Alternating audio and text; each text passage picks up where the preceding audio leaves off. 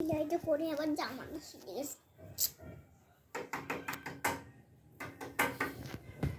কে আসলো যে বটে?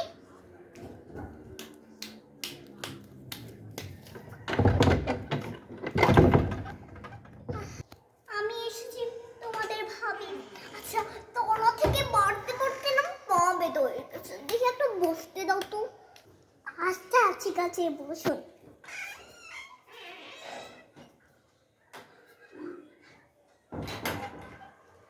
আচ্ছা ঠিক, বসুন বসুন বসুন বসুন। আপনিও বসুন না, কিছু কথা আছে। আচ্ছা আজকাল বলবো, আগে আপনার জন্য কিছু নাস্তা আনি।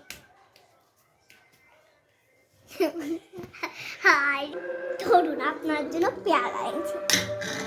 আপনাদের কাছে তো কম দামি পেয়ারা, আমাদের অনেক অনেক টাকার পেয়ারা। শুনলে তো আপনার হাওয়া হয়ে যাবেন। আমাদের স্ট্রবেরি আছে, ড্রাগন ফল আছে। ও আচ্ছা, বসেন, কিছু কথা আসে, বসেন। আচ্ছা বুঝছি।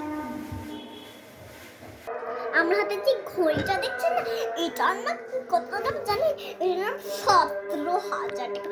আর আপনার গার মধ্যে যে জামা আছে সেটার নাম তো কম দামি, আমারটা তো অনেক বেশি টাকা জানেন। হ্যাঁ,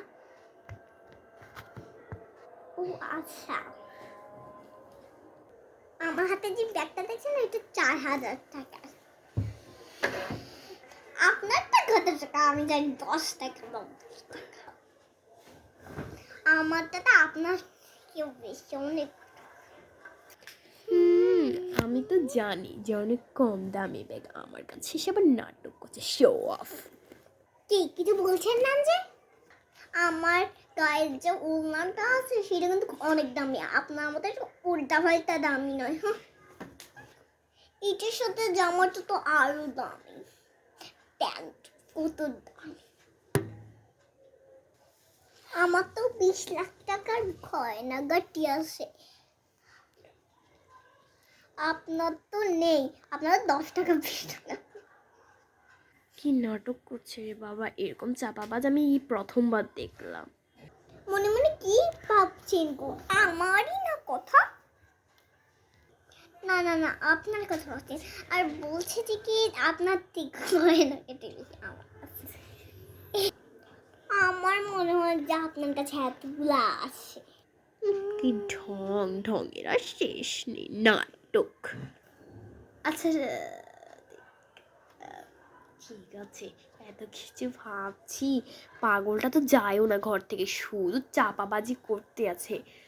নাটকের আবার এত নাটক কেমনে করে আল্লাহ জানে। আচ্ছা আমি যাচ্ছি।